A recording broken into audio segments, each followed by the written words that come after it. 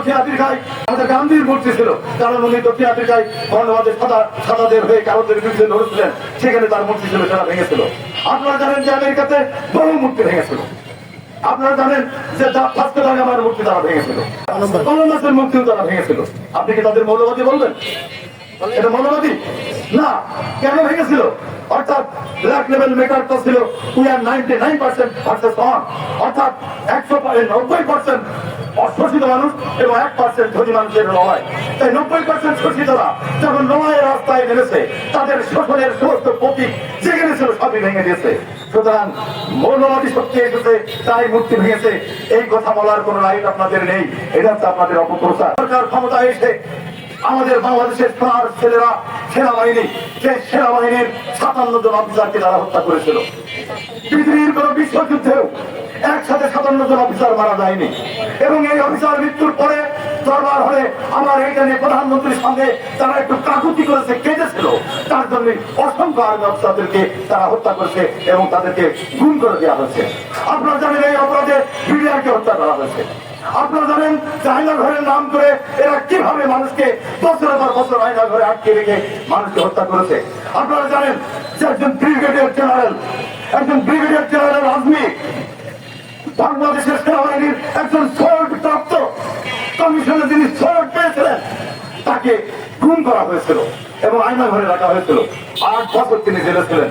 যেদিন তিনি জেল থেকে বেরিয়েছেন তার আগের দিন ওই তার অসহায় বউ, তার স্বামী বেঁচে আছে কি মরে গেছে জানি না, বাধ্য হয়ে 2 পরিবারের মিলে তাকে বিয়ে দিয়েছে এবং তারপরের বছরই তিনি বের হয়ে এসেছেন। বলেন পৃথিবীতে আসার পরেই ওই ব্রিগেডিয়ার আজমির জীবনটা এখন যত খারাপ হয়ে গেছে। বন্ধুরা, মৃত লাশ নিয়েও কাঁদতে কাঁদতে একদিন কান্না থামে। কেন? যে এই লাশ দেখে কাঁদতে কাঁদতে কান্না থামে, তখন আপনজনেরা কবরের কাছে যেতে থাকে, দোয়া করে, বিলাপ করে, শান্ত হয়। কিন্তু একটা গুম পরিবার, তার সারাটা জীবন প্রত্যেকেরই প্রতিদিন কবর হয়।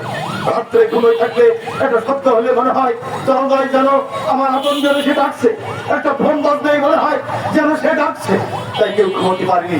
ঘুম হচ্ছে পৃথিবীর সর্বোচ্চ সর্বনিকৃষ্ট মানুষদের অপরাধ কর্মকাণ্ড।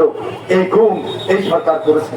বন্ধুরা, এক আয়না ঘর দিয়েই এই শক্তিকে আন্তর্জাতিক ভাবে একটা সন্ত্রাসী সংগঠন প্রমাণ করা সম্ভব। একটা পিলখানা হত্যাকাণ্ড দিয়ে এই সংগঠনকে একটা রাষ্ট্রদ্রোহী সংগঠন হিসেবে আওয়ামী লীগকে প্রমাণ করা সম্ভব।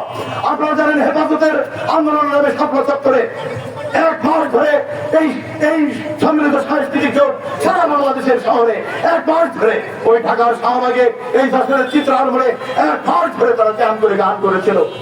আর সেখানে বসে আল্লাহর নবীর দফারফা করেছিল।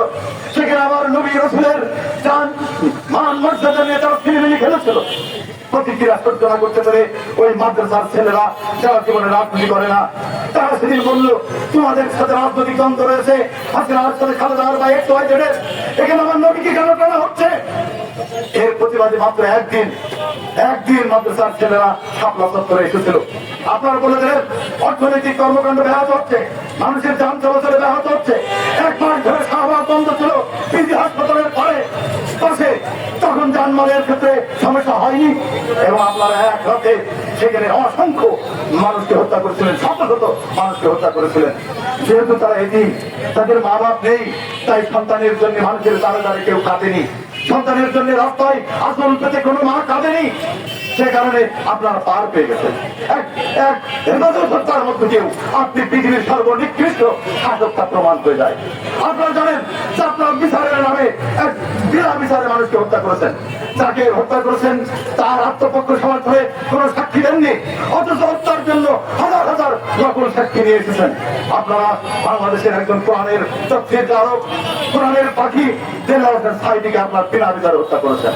তার পক্ষে একজন সাক্ষী নিয়ে গিয়েছিল, তার ভাই যাকে হত্যা করা হয়েছে, তার ভাই সে সাক্ষী দিতে গিয়েছিল দেলোয়ার হোসেন সাঈদী আমার ভাইয়ের খুনি না, তার নাম সুখরঞ্জন পালি, একজন হিন্দু। তাকে কোর্ট থেকে আপনারা ধরে নিয়ে গেছেন, গুম করেছেন, তাকে ইন্ডিয়ায় পাওয়া গেছে। এবং আল্লাহর কি সারা, সে কবে সারা পেয়েছে আমরা জানুন না। যেদিন দেলোয়ার হোসেন সাঈদী মারা গেছেন সেদিন সে অদৃশ্য মানুষ রহস্যময় ভাবে আবির্ভূত হয়ে সে কবরের পাশে দিয়ে বলছে না, এই দেলোয়ার হোসেন সাঈদী আমার ভাইকে খুন করেন। তাহলে দেলোয়ার হোসেন সাঈদীকে জুডিশিয়াল মার্ডার করা হয়েছে, হত্যাকাণ্ড করা হয়েছে। এর প্রতিবাদে সারা দেশে আন্দোলন হয়েছিল। 129 জন মানুষকে আপনারা হত্যা করেছেন। যে মূর্তি ভাঙা নিয়ে কথা তারও মৃত্যু হয়েছে, কোন মানুষ কাঁদেনি, কোন মানুষ কাঁদেনি। আপনারা বলবেন ক্ষমতায় তো আমরা ছিলাম না, আপনারাই ছিলেন। খন্দকার মুশতাক আপনি, তাহিরউদ্দিন ঠাকুর আপনি, সব আপনারাই ছিলেন। বন্ধুরা, জেনারেশন সাইডে যখন মারা যাচ্ছে তখন তো তার দল ক্ষমতায় নেই, তাহলে তার রাস্তায় নামলো কেন? কেন 129 জন জীবন দিল? আপনারা কোনদিন আত্মসমালোচনা করেননি, কোনদিন নিজের দিকে তাকাননি, কখনো আয়নার সামনে নিজেকে দাঁড় করাননি, ফলে আপনারা কখনো আপনাদের ভুল করতে পারেননি। বন্ধুরা, আল্লাহ বলছেন যে আমি যখন কাউকে ধ্বংস করতে চাই, প্রথমে তাকে দাম্ভিক করে দেব, অহংকারী করে দেব। আর যখন সে দাম্ভিক বা অহংকারী হয়ে যায় তখন সে ভুল করতে থাকে, আর ভুল তাকে কবরে নিয়ে যায়। সুতরাং আপনারা দাম্ভিক হয়ে গেছিলেন, আপনারা দম্ভের কারণে জগতে কোনো কিছু দেখতে পারেন, তাই নিজেদের কবর নিজে খুঁড়ে সেই কবরে আপনারা প্রবেশ করেছেন। এত সহজে মুক্তি নেই। আপনারা সেদিন আমার বন্ধু একজন বলছে ঢাকা থেকে যে ওই শেখ মুজিবের নামে একটা সফটওয়্যার রেজিস্ট্রেশন আছে, সেই নামটা কেটে দিয়ে এখানে হযরত ইব্রাহিমের নাম দেওয়া হয়েছে। বলো এটা ঠিক?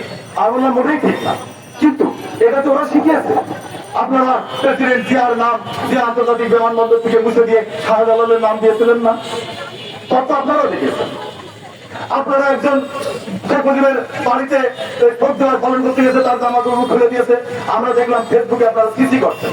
আমি বলবো অবশ্যই এটা সিসির কাজ, কিন্তু আপনারা কি ভুলে গেছেন আওয়ামী লীগ আমলে একবার হরতাল দেওয়া হয়েছিল, তখন টিএসসির সঙ্গে একজন সচিবকে উলঙ্গ করা হয়েছিল। এটা আপনারা করেছেন, আপনারা শিখিয়েছেন। আপনারা মূর্তি ভাঙা নিয়ে কথা বলছেন, আপনার কি ঢাকা স্টেডিয়ামে ওই প্রেসিডেন্ট জিয়া রহমানের মোরালটাকে ভাঙেননি? মূর্তি ভাঙা আপনারা শিখাচ্ছেন। আপনারা এই যে গুম, বাংলাদেশের যে গুম, প্রথম ক্রস ফায়ার, বাংলাদেশের ইতিহাসে প্রথম ক্রস ফায়ার শিকারকে সেরা শিকার কারা বলে? বঙ্গবন্ধু শেখ মুজিবুর রহমান। আপনারা রক্ষী বাহিনীতে মানুষ হত্যা করেছেন হাজার হাজার। আপনাদের সাথে এই দালাল গুলো আজকে আজকে আপনাদের সাথে দালালি করে। এই চাষাদ এখানে বক্তব্য দেয়নি যে শেখ মুজিব আমাদের হাজার হাজার নেতা কর্মীকে হত্যা করেছে, চাষাদের লোকেরা এখানে বলেনি। সেই চাষকরা হাজার হাজার মানুষ হত্যা হয়েছিল রক্ষী বাহিনীর মাধ্যমে। এই রক্ষী বাহিনী যেন কোনদিন বিচারের মুখোমুখি না হয়, শেখ মুজিব সেদিন ইন্ডেমিনিটি দিয়েছিলেন, অর্থাৎ খুনের বিচার করা যাবে না। ইন্ডেমিনিটি আপনার দেননি। বাংলাদেশের এমন কোন অপকর্মটা আছে যেটা আপনারা করেননি? বন্ধুরা, এইগুলো আমাদের সাংস্কৃতিক অঙ্গন থেকে আমাদের বলতে হবে। বিরোধী সাংস্কৃতিক জোট এর মূল স্পিরিটটা হচ্ছে ইনসাফ। কোন দলের মতবাদ না, আমরা কোন মতবাদের দাসত্ব করি না, কোন দলের দাসত্ব করি না। আমরা যেখানে বেইনসাফ দেখবো আমরা সেখানে চলে যাবো। যদি একটা হিন্দুর করে বেইনসাফ চাই আমরা চলে যাবো। হতে পারে আমি মুসলিম, আমাদের কাছে এটা বিষয় না। বেইনসাফ যেখানে দেখবো, মানুষ না একটা প্রাণীর পরেও, একটা কুকুরের পরেও যদি বেইনসাফ হয় আমরা সেখানে চলে যাবো। নদীর জায়গা দখলেরও বেইনসাফ, আমরা সেখানে কথা বলবো। সেখানে মানুষের সম্পত্তির উপর দখল হবে, সেটা বেইনসাফ, আমরা কথা বলবো। বিরাট কারণে আপনি কীটনাশক দিয়ে আপনি কীট পতঙ্গ হত্যা করবেন, আমরা তারও বিরুদ্ধে চালাবো। অর্থাৎ যেখানে বেইনসাফ হবে, ইনসাফ এটা আরবি শব্দ, এর কোনো বাংলা হয় না। সাম্য টাম্য দিয়ে ইনসাফের অর্থ হয় না।